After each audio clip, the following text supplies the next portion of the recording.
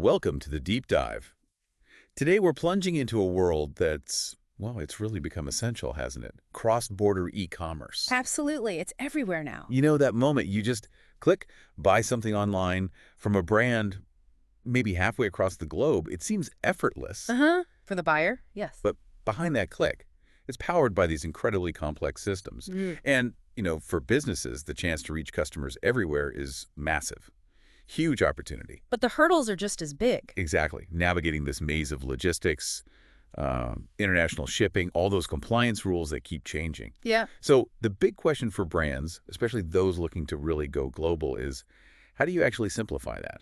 How do you make that journey, possible? It really is a tightrope walk, isn't it? Businesses are definitely eager to tap into new markets. Of course. But the operational side, the day-to-day reality, it can be pretty daunting. Daunting is a good word for it.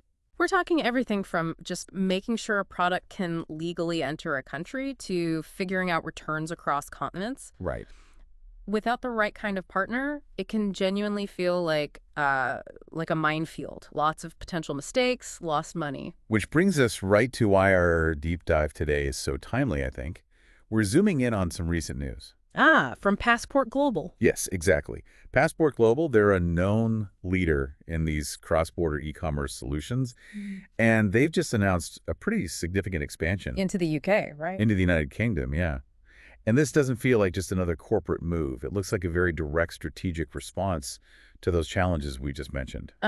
Aiming to make global reach smoother. Streamlined, exactly, making it genuinely easier. And what's interesting there is the how they actually tackle it. Because it's not just about, moving boxes from A to B. No, clearly not. A major pain point for businesses, and honestly for customers too, is getting that unexpected bill when the package arrives. Duties, taxes. Oh yeah, nobody likes that surprise. So Passport Global, they aim to solve that. They handle automated duty and tax calculation right at the checkout, which means the customer sees the final landed cost.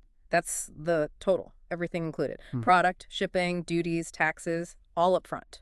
That transparency alone must be huge. It can dramatically improve the customer experience, reduce those abandoned carts. Yeah, it's significant. Okay, that's huge for the customer side. Yeah. But for the business itself, what about that compliance nightmare you mentioned? We hear about things like HS codes or navigating all the post-Brexit VAT stuff for UK brands. Right, that technical tangle.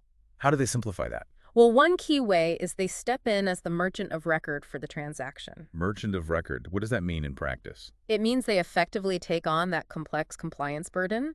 They manage the critical details like harmonized system files, HS codes, making sure products are classified correctly for customs everywhere. It sounds complicated. It is. And did you know, maybe 15% of cross-border shipments fail or get significantly delayed just because of incorrect customs documents? Wow, 15%. That's a lot. It is. So Passport essentially takes that risk off the brand's plate. And specifically for UK brands, they navigate the international VAT rules, which got really tricky after Brexit. They ensure legal compliance, basically without the headache for the brand. So, okay, it's not just about getting the product there, it's also protecting the brand, ensuring that smooth customer journey we talked about. Exactly. They're handling the upfront tax stuff, the actual customs declarations, even optimizing the last mile delivery partners for different regions. Yeah, finding the best local carriers for speed and reliability. Which means faster, more reliable service in the end. There's this. It lets brands focus on, their actual business, right? Making great products.